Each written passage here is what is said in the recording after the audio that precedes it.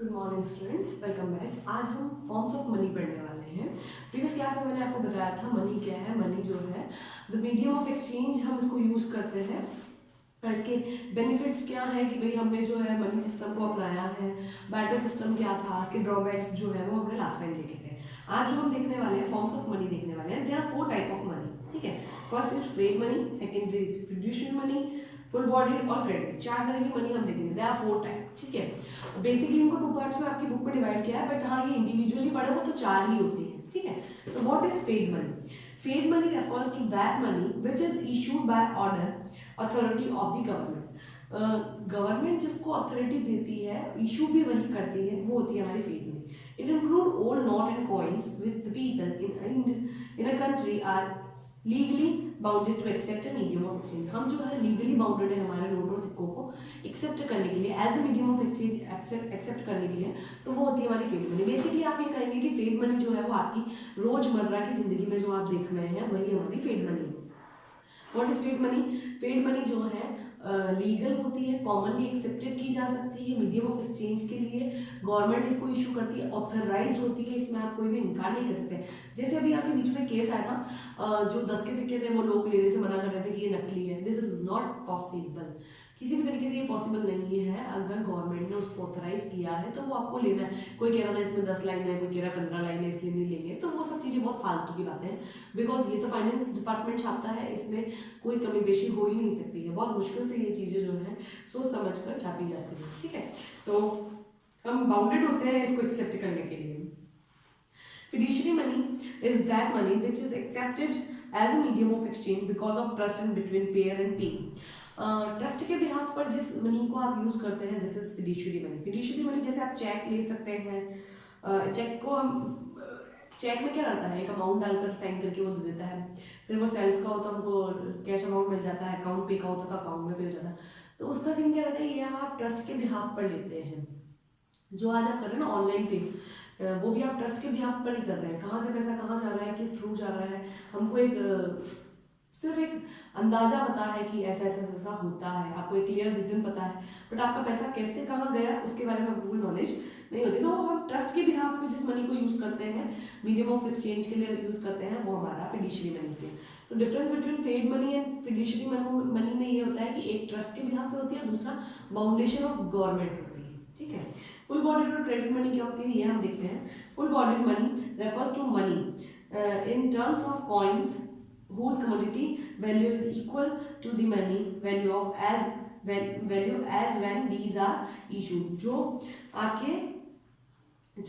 आपकी कॉइन की वैल्यू है उतनी ही एक्चुअली उसके ऊपर जो वैल्यू लिखी होती है वो बराबर होती है। जैसे देखिए, full bodied money refers to money in terms of coin whose commodity value is equal to money value as when these are issued. जब वो इशू की जाती है, जैसे एक का सिक्का है तो उसकी बनने की कॉस्ट भी एक ही आनी चाहिए और वो 1 रुपए में ही वहां पर इशू होना चाहिए, ठीक है। तो वो होती है फुल बॉडीड मनी। देखिए एग्जाम्पल के, a rupee coin during the British period in India was made of silver. Silver से बनाया जाता था। Commodity value of coin was equal to its money value at the time of it issue, और market value of the silver content in the coin was equal to 1। जैसे कि आप एक चांदी का सिक्का लेके जाते हैं, वो 10 ग्राम चांदी का सिक्का है, ठीक है। तो 10 ग्राम का एक चांदी का सिक्का मार्केट में अगर मान लीजिए 2000 रुपए का मिलता है, तो उस सिक्के की वैल्यू 2000 रुपए के बराबर होती थी। जैसे आप उसको दे रहे हो ना, तो वो 2000 रुपए के बराबर इशू होता था। उसमें एक नहीं लिखेंगे 1 रुपया, ये 1 रुपये में चलेगा नहीं, उसकी वैल्यू एक्चुअली 10,000 के बराबर होती थी, ठीक है। तो ये गोल्ड कॉइन्स में चलता था, सिल्वर कॉइन्स में चलता था, ये अभी नहीं है। Credit money refers to that, credit money क्या होगी, refers to that money of which money value is more than commodity value. Commodity की वैल्यू जो है उससे ज्यादा होगी मनी की वैल्यू। जैसे अभी आपके 10 का सिक्का जो है उसकी जो बनने की कॉस्ट है वो कुछ 6 रुपये 25 पैसे आती है, ठीक है। बट उसकी एक्चुअल वैल्यू क्या है, 10 रुपये। आप किसी को देते हैं तो उसको बदले आपको 10 रुपये का सामान मिलता है।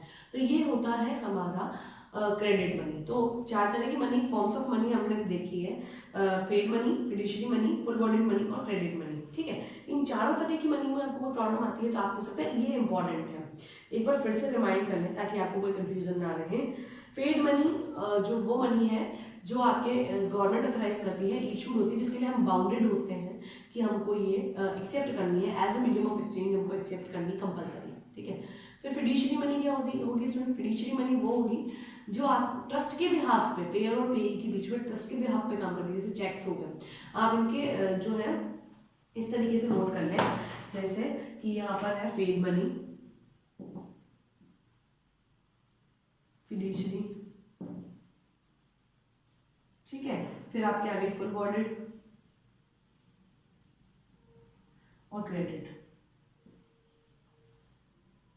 ठीक है। तो यहाँ पर आप जो है इसको की डेफिनेशन लिखे और यहाँ एग्जाम्पल लिखे,